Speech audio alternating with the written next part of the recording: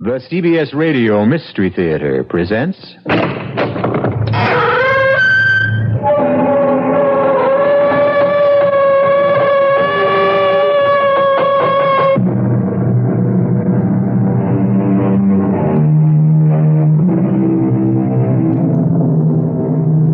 Come in.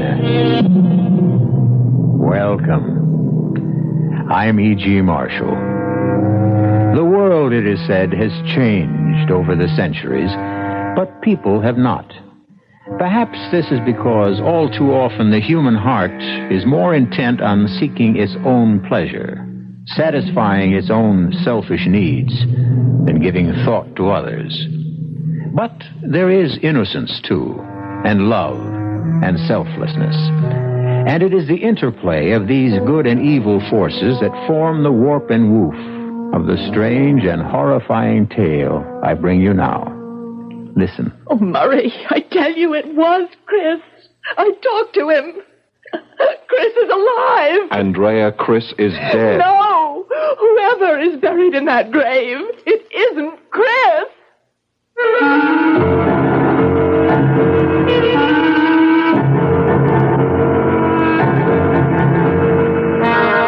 Our mystery drama, My Sister, Death, was written especially for the Mystery Theater by George Lowther and stars Paul Hecht and Beatrice Straight.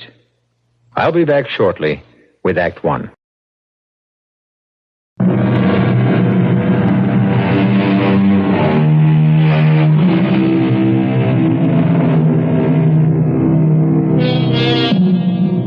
Come with me now to a cemetery near New York City. It is late afternoon, an afternoon of gloom and drizzle and cold, damp fog.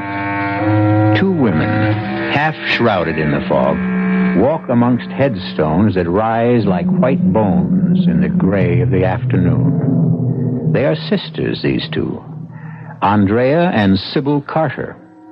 And they are walking toward a certain grave. Really, Andrea, it seems to me we could have skipped visiting Chris's grave today. You needn't have come if you didn't want to, Sybil. When we buried our brother 2 weeks ago, I vowed to visit him every day. And that's what I'm doing. But you can't go on doing this the rest of your life. Even Murray has asked you to be reasonable about it. Yes, come once a week, he says, or once a month. Well, you know what that would lead to. Coming not at all. No. I love Chris more than anyone else in the world, and I'm... Who's that? What? Someone. A man. Standing beside Chris's grave.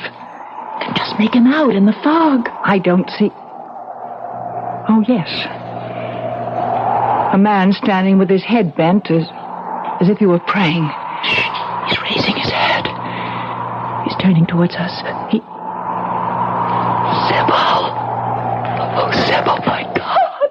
My God, it's Chris. Oh, Andrea, don't be silly. It couldn't possibly be. It is. I'm telling you, it's Chris. It's Chris. Andrea!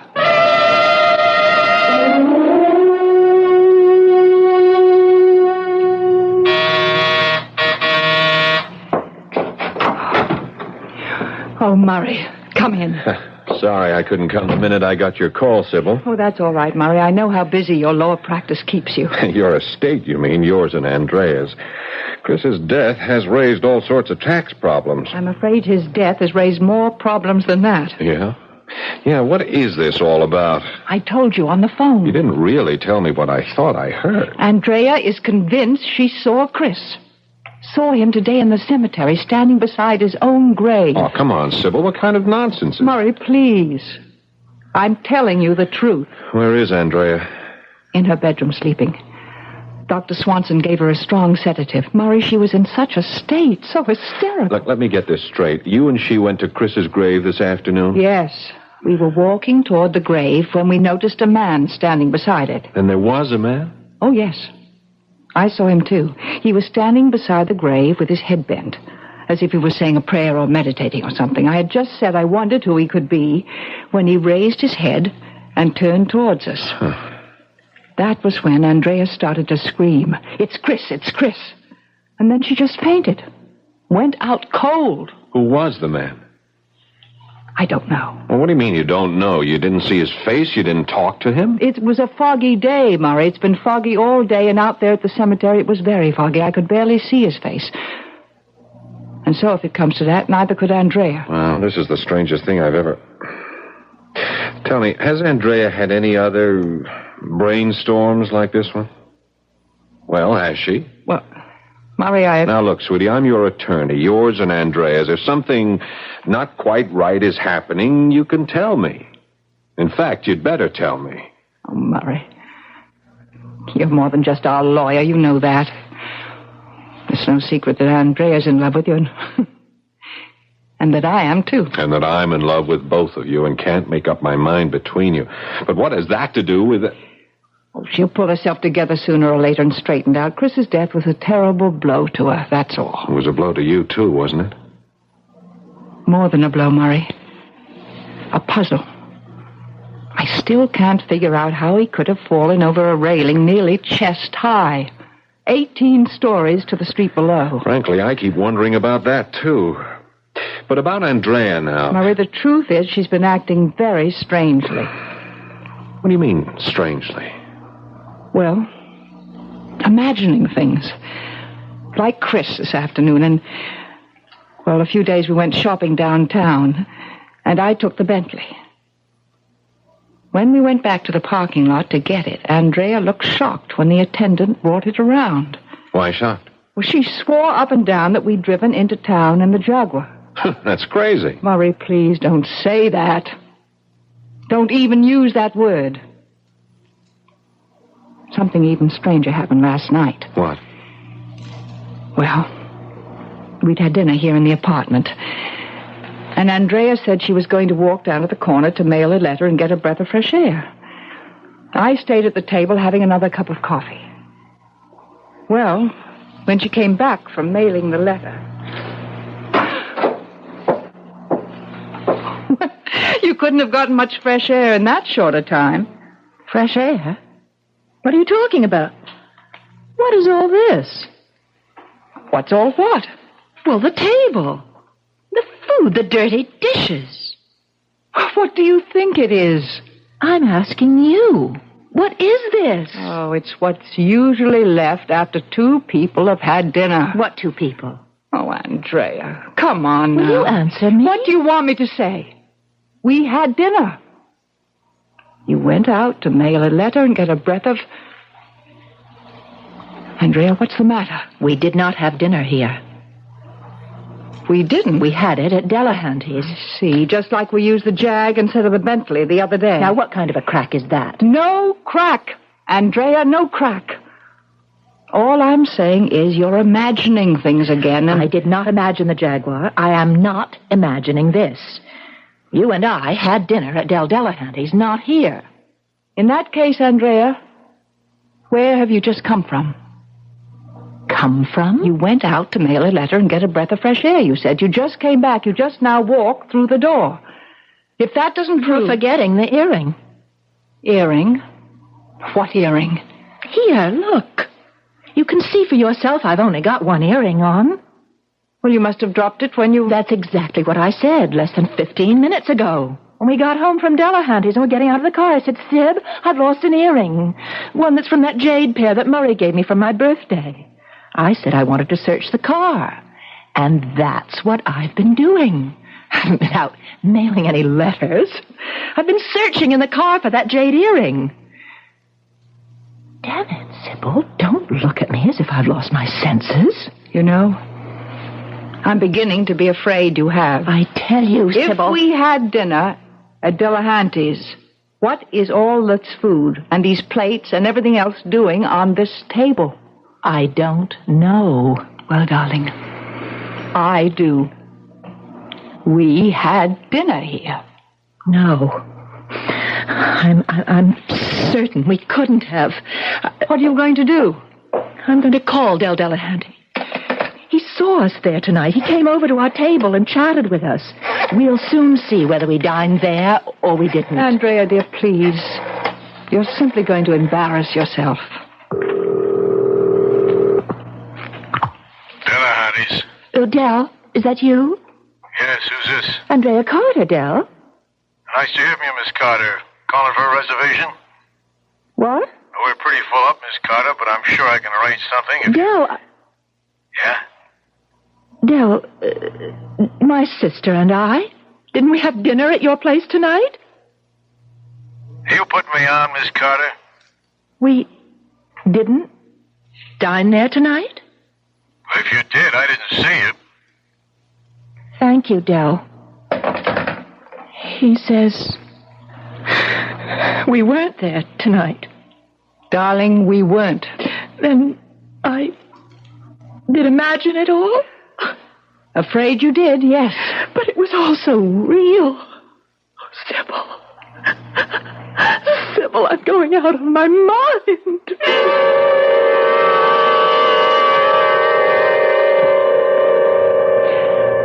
And I had a real rough time with her then, too. Believe me, Murray. She was simply beside herself. Yeah. A Jaguar, this business of Delahanty's, and now today imagining she saw Chris at his own grave. Murray, you don't think she's... Well, you know. I don't know. Grief hits some people like a sledgehammer, belts them so hard they never recover. Trouble is... Yes? Trouble is... Andrea isn't that kind of people.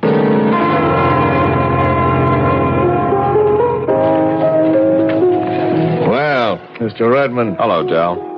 Nice to have a future New York DA at my bar again. That'll be the day that I make a district attorney, I mean. Me? I'd bet on it. You drink okay? Perfect. Long time no see. You've been busy, I guess, eh? Very. You too. I see Delahanty's is just as crowded as ever. I got no complaints.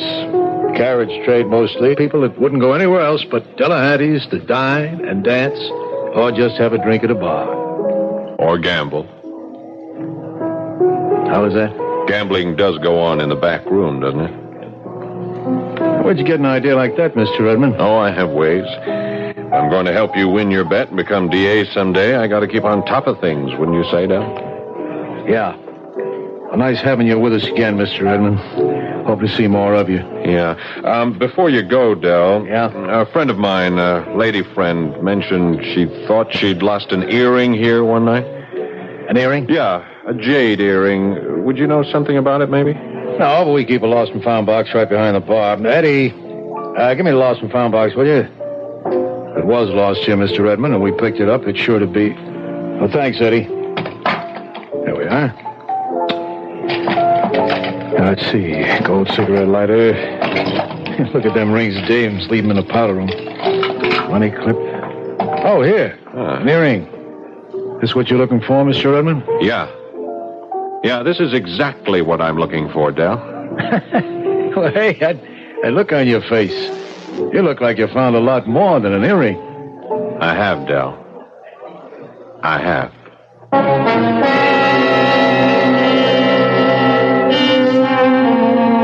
Murray Redmond has indeed found more than just Andrea Carter's earring. He has also found that she didn't imagine dining at Delahanty's. Nor then, in all likelihood, did she imagine driving into town in the Jaguar. The Jaguar which unaccountably turned into a Bentley.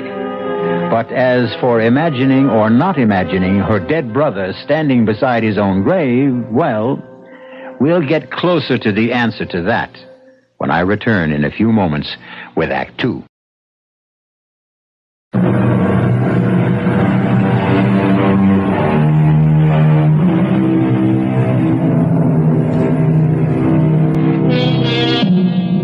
We are told that the proper study of man is man.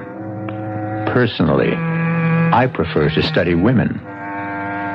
Whether I did or not, I'm sure that had I been handsome young attorney Murray Redmond, unable to decide which of two wealthy sisters I wanted to marry, I'd have been absolutely intrigued by the curious circumstances which now seem to attend them. I'm not sure, however, that I'd have adopted Murray's direct approach. Sybil is either trying to drive you crazy, Andrea, or she's setting you up for commitment to a sanitarium. I can't believe this, Murray. Here's the earring to prove it. But isn't it possible that somebody else lost an earring at Delahanty's? That's a duplicate of mine. Okay. It isn't. Oh, Murray, I can't believe that. What you're saying is you don't want to believe it. I don't either, but facts are facts. You and Sybil did have dinner at Delahanty's last night. She arranged things to make it look as if you dined here. And face it, Andrea, if you hadn't lost the earring, and I hadn't picked it up at Delahanty's right at this minute, you'd think you were going off your rocker. And frankly, so would I. Well, it was clever of you to check for the earring at Dell's. Well, I'm a pretty smart fella, you know. Smart enough anyhow to smell a rat when I come across it. Like this dinner business or the car nonsense or Chris standing beside his own grave. Yeah, and I might as well tell you now, Andrea, I don't believe Chris's death was accidental. Murray. No one could have fallen over that railing. Fallen off accidentally, yeah. If he'd been sitting on the railing, even taken his own life if it comes to that. No, personally, I think he was pushed. Murray, do you realize you're accusing Sybil of murder? I do. And of trying to make it look as if I'm crazy. Yeah? Well, why? Why would she do anything like that? Do you really want me to answer that? No, I suppose not. If what you say is true, and it isn't, The answer could be that Sybil wanted to get control of all our money. And me. You? To lay it on the line, Andrea, she's in love with me. So am I. What else is new? Well, there you have it. With you out of the way, Sybil would have, or think she'd have, a clear field. I just don't know what to say or do. Now, the thing to do, at least for the moment, is simply to play along. You see, what I want is to get enough evidence against Sybil to nail the truth and her to the wall. you know, I'm simply dumbfounded. Oh, it can't be true, Murray. It simply can't. We all have more than one side, or sides we usually conceal. Yes, I know. But... Oh. What's the matter, Andrea? What is it? That painting on the wall there. Yeah, what about it? Well, you've seen it before. Look at it. I'm looking at it. So what? 3 children playing on a lawn. There were always 4. 4 kids? I mean, are you sure? Well, I'm positive. There were 2 boys and 2 girls, and now there are 2 girls, but only 1 boy. Murray, this isn't another of Sybil's... We'll soon find out. Let's just have a close look at the painting. Well? No, I don't see... Wait a minute. Sure. Oh, man, what a skillful job. Skillful? Yeah, of painting out the figure of the second boy. Here, see for yourself. You'd never know that figure had been painted out if you didn't look closely, very closely. You see? Well, yes. My God. It is true, then, that Sybil is... I'm afraid so, Andrea. However you look at it, Sybil is guilty. Guilty as sin. All I've got to do is prove it.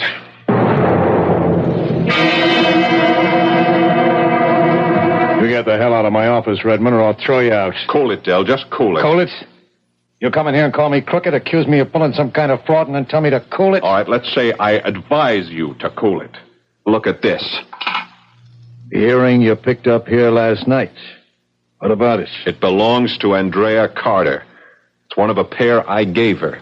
She lost it out there in the restaurant while she was having dinner with her sister, the dinner you said never took place. I said? Andrea phoned you last night to ask if she and Sybil had dinner here. You said they hadn't.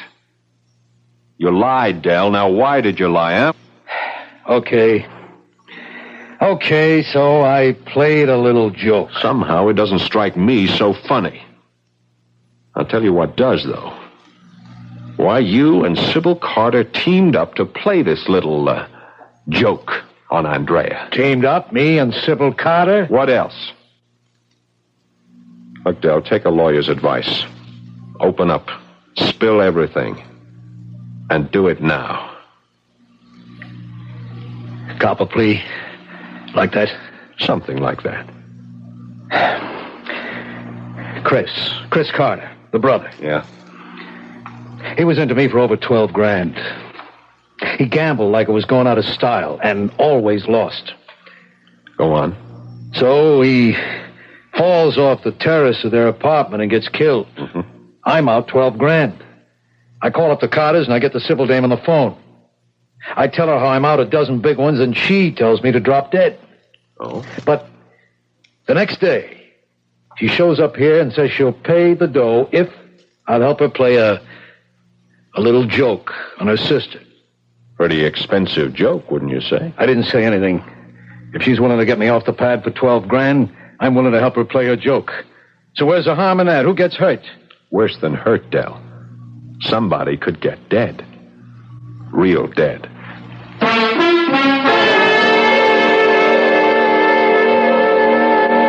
Del broke down and told her the whole story. Just like that? It surprised even me. I guess he's not as tough as he looks, or acts. Fact is, though, that earring of yours stopped him cold. I had him dead to rights, and he knew it. Murray. Yeah? I want to face Sybil with this. Face her right now. She's bound to try another trick, and probably soon. Mm-hmm. And that could be the one that hangs her. If it weren't for you.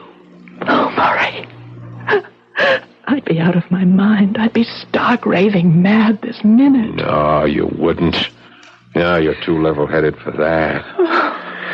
Well, forewarned is forearmed. You know what Sybil's up to. We both do. So she can't win, Andrea. Murray, when this is over, let's get married. I couldn't make up my mind which one of you I wanted for a wife, but I guess I can now. Andrea, I definitely can now.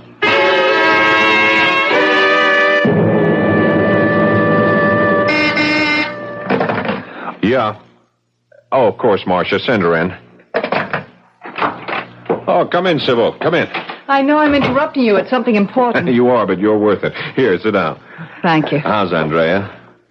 She's my reason for being here, Murray. Well, what do you want to tell me? Murray, I'm worried about Andrea. Terribly worried. You mean her nervous attacks? But they're more than that, I'm afraid. What you call nervous attacks seem more like delusions to me. I'm beginning to think that she is on the verge of insanity. Has something else happened? Yes. There's a picture on the wall of the living room. A painting of 3 children playing on a lawn. Yeah? Andrea swears that there were 4 children in the picture, not just 3. Or were there? 4 children in the picture, I mean. Well, of course not. There were always 3. Well, yes. You don't sound too sure. What I'm trying to say is, well, I couldn't swear in a court of law that there were always 3 children in the painting. Well, you know how we look at things after a while without really seeing them. What I am saying is that if there are 3 children in the painting now, then there must have always been 3, not 4. Makes sense. Which Andrea's saying that there were 4 doesn't. That, combined with everything else that's happened since Chris died, has got me worried. It's something to worry about. So what I came to ask you, do you think I ought to get her to consult a psychiatrist? Might be a good idea. Would there be any danger in it? Danger? Well, I mean, if she went to a psychiatrist and he discovered that she was seriously ill, I mean, really insane, would she be committed or something like that? Well, it depends. On what? First of all, whether she was dangerous to herself, others. If he felt that she was, he'd certainly recommend placing her in a sanitarium where she could be cared for and perhaps, in time, cured. If that was to happen, if he made that decision, you'd have to sign papers of commitment. Oh. Would you? I don't suppose I'd have any choice, would I? Well, there's always a choice. Another thing. If anything like that were to happen, what about the estate? You know as well as I do, Sybil, that you'd be in complete control. Well, no, I didn't know. Your father's will divided his fortune equally among the 3 of you. You, Andrea, Chris. You and Andrea came into Chris's share when he died several weeks ago. If you signed papers certifying Andrea as insane, she would be declared incompetent to handle her affairs, and as next of kin, you'd take over for her. You didn't know that? As I said, I don't know much, if anything, about these things. That's why I came to see you. Yeah. Well, now you know. Sorry, excuse me, Sybil. Yes, Marcia. Oh, yeah, put her through. Murray, come quickly, please. Andrea, what is it? Murray, we're wrong. All wrong. It isn't Sybil. She's not playing tricks. Murray, I am going out of my mind. What happened? I can't talk. Murray. Yeah. Please, come. Andrea, where are you? Okay, I'm on my way.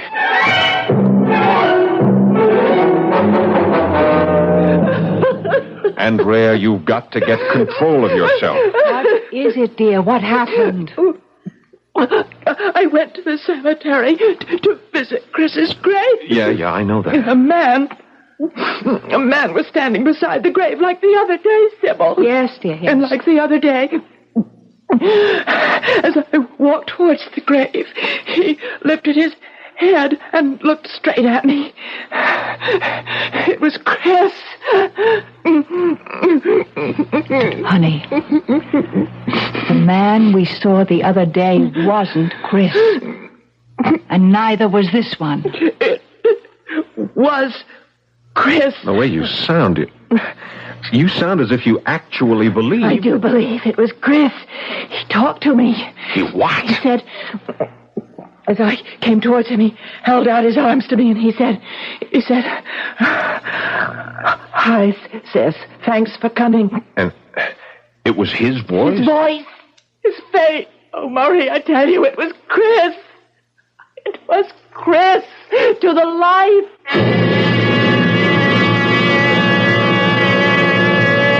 Well, if you're shocked, think how shocked Murray Redmond must have been. His entire theory that Sybil is trying to have Andrea committed out the window, just like that. On the other hand, Chris couldn't be standing by his own grave. Could he? Perhaps we'll find out when I return shortly with Act 3.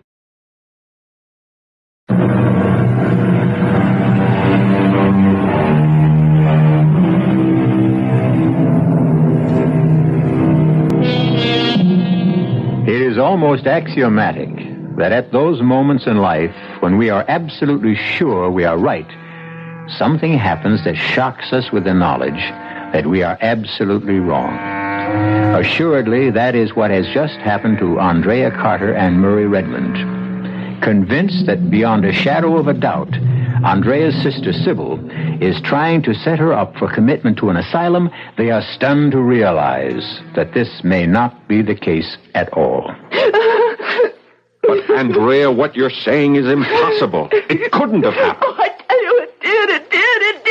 Murray, I'm going to phone Dr. Swanson. Okay. I'm sure you'll come right over. Come on, Andrea, what is the meaning of this? What? Chris is dead. You couldn't have met him at the grave. You couldn't have talked to him. Murray, please believe me. It happened. It was Chris. It's incredible, inconceivable. You say you talked with him? What did you talk about? What did you say? He said, "Hi, sis, thanks for coming." And you? For a few minutes, I couldn't say anything. All I could do was just stare at him. And he looked at me and he said, "Trust me, sis. I'll explain everything in time. I just wanted you to know that I'm alive." And then what happened? And then he said he was going to leave me then, but that I'd see him again soon, and he kissed me on the cheek. Kissed you? Yes. And then he began to walk away, and I started after him, but he turned, and then he said, No, don't follow me. You'll understand in time." And I let him go. I let him walk out of my life again. I can't believe any of this. I can't believe it either, but it happened. Oh, Murray, what does it mean? This can't be one of Sybil's tricks. The man I talked to was my brother. I don't know who we buried in that grave, but it couldn't have been Chris. It was. It couldn't. I was there. I was there when they closed the casket. I was one of the pallbearers. Oh. Dr. Swanson's on his way over. How are you feeling, Andrea? I'll be all right. Would you like a drink now? Oh, yes, I could use one, Sybil. Murray? Yeah, I could too. Double, please. Murray, Chris can't be alive, and yet... Murray, we are going to have to open the casket. Oh, no. Sybil's right. Oh, no. I've got a court order this afternoon. Don't look so horrified, Andrea. You don't have to be there. Oh, but yes, I do. Oh, Andrea, why? Because I know what you're thinking. Both of you now. You're thinking I'm out of my mind. I don't. You must. What I told you is crazy. Well, I want to be there when you open that grave and see for yourself the proof that I'm sane. Or what, dear? Mad! Stark mad!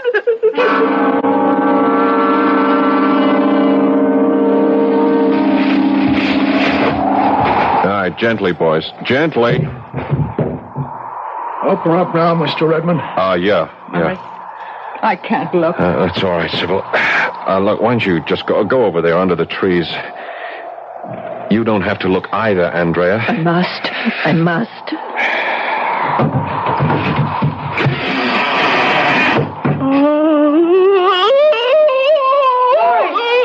No, stay there, Sybil. Sybil, don't come here. Don't look. Murray. All right, close it up, boys. Close it up. The coffin, who's in it? Is it... Yes, it's Chris.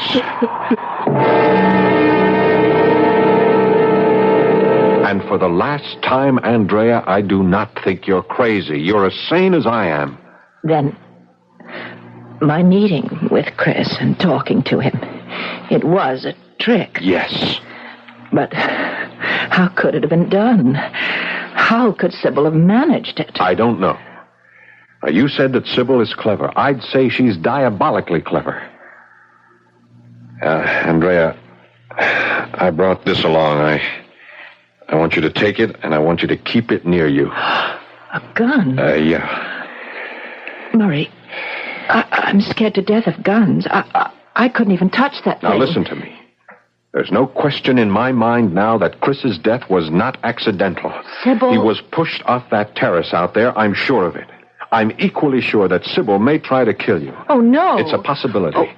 Her plan to have you committed is not working out, not as fast as she'd like to. I'm trying to stay just one jump ahead of her. It seems to me she just might try to kill you and make it look like an accident. Like with Chris? Yes. So here, take it. Oh, but take it. And keep it near you at all times. You understand? At all times.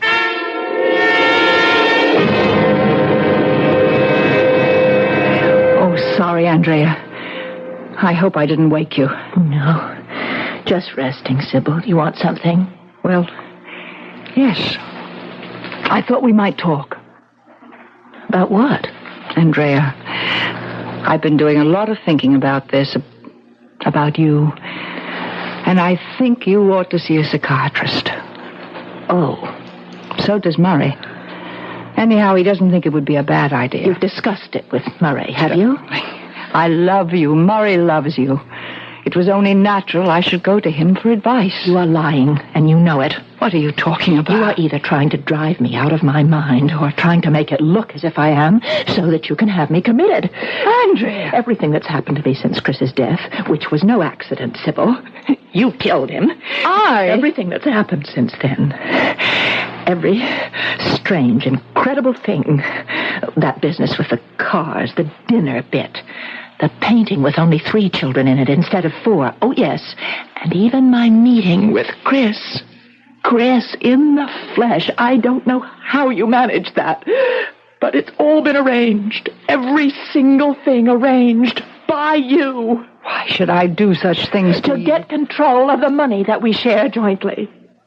To get Murray for your husband. You are out of your mind. To think that I would do anything so vicious, so depraved. Yes, vicious and depraved. You. And when I realized it, when I could no longer hide it from myself and had to face it, that my sister, the sister I loved devotedly, had murdered our brother, Andrea, and was now tricking me into thinking I was going out of my head. When I realized that, Sybil, I didn't want to live anymore. I wanted to die. Oh, Andrea, I wanted dearest. to die. What are you doing? Murray gave me this gun to protect myself with against you. I told him I was scared of guns. I'm afraid even to touch them. But I didn't tell him why. I didn't tell him I was afraid I'd use it on myself. No! I can't go on living, Sybil. All that meant anything to me is gone. Chris is dead. You've turned on me. You want me dead and out of the way so that you can have the money and Murray. Right, then. You shall have what you want now. Give me that gun. Give it to me. Give it. Sybil. Sybil.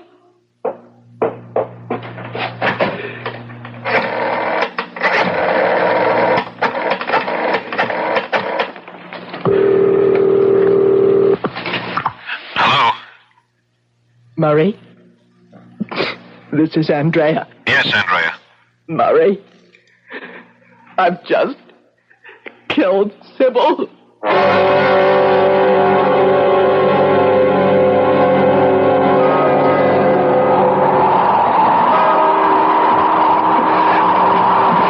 Shall we go now, Andrea? Andrea, dear, the funeral's over. So is my life. They're both down there now. Side by side. Under the ground. Chris and Sybil. Come on. It's cold. You're shivering. Come on now. All right. I never thought, when I vowed to visit Chris's grave every day, I never thought that in a few short weeks we'd be visiting Sybil. What's the matter? Why have you stopped?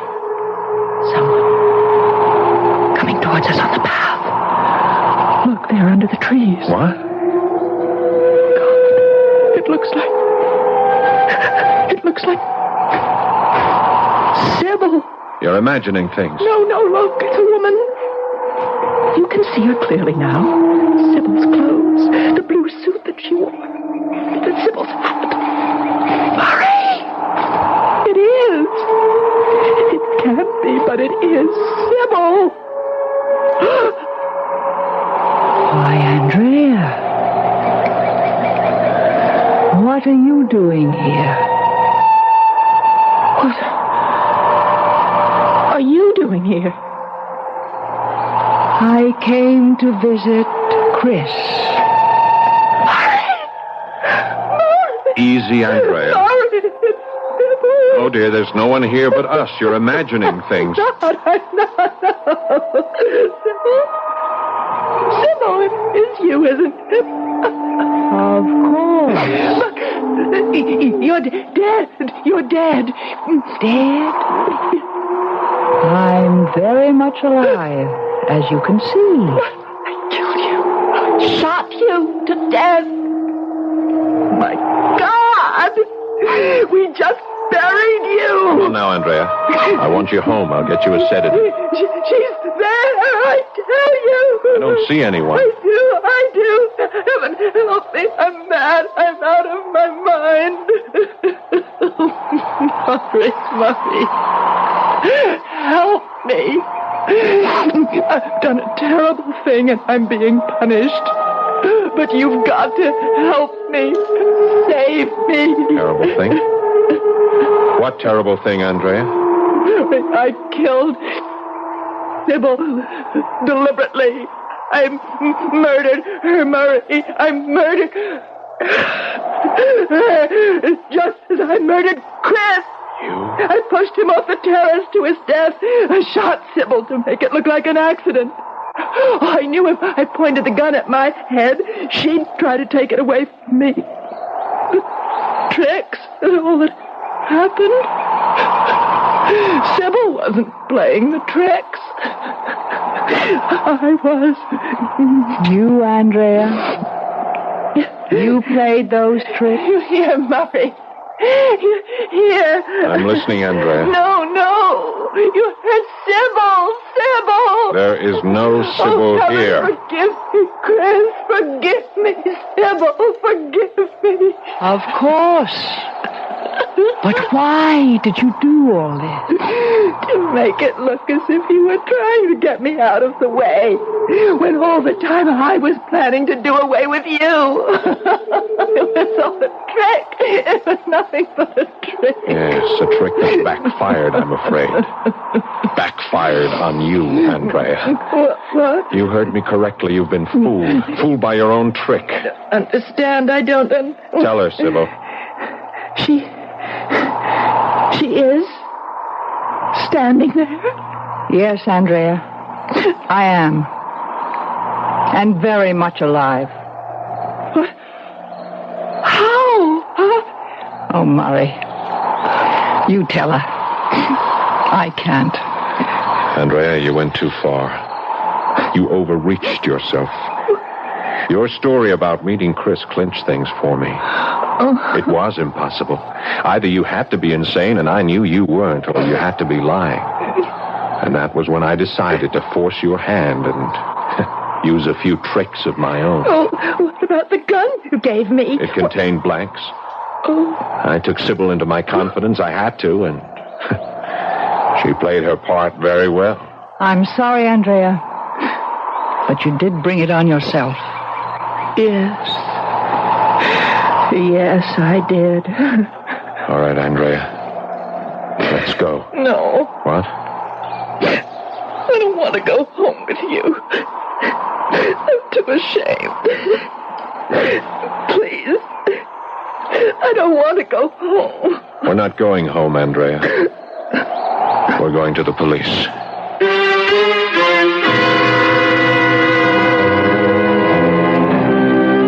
As I said at the outset, the world changes, but people do not. There are those who believe this planet we inhabit is a school where we are sent by God, by Providence, what you will, to learn to be better. Experience, of course, is the teacher, a harsh teacher, but an effective one.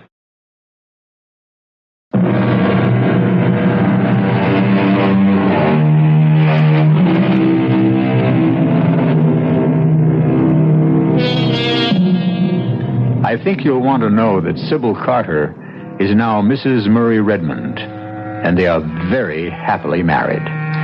Andrea is living quietly and comfortably in a sanitarium. For as it turned out, strangely enough, this woman who pretended that her sister was trying to drive her mad really was. Our cast included Beatrice Straight, Paul Hecht, Marian Seldes, and George Petrie. The entire production was under the direction of Himan Brown.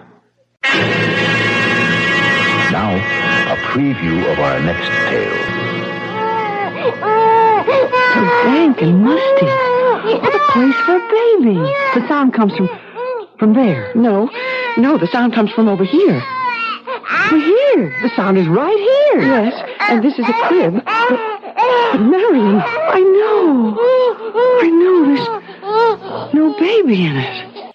This is E.G. Marshall inviting you to return to our Mystery Theater for another adventure in the macabre. Until next time, pleasant dreams.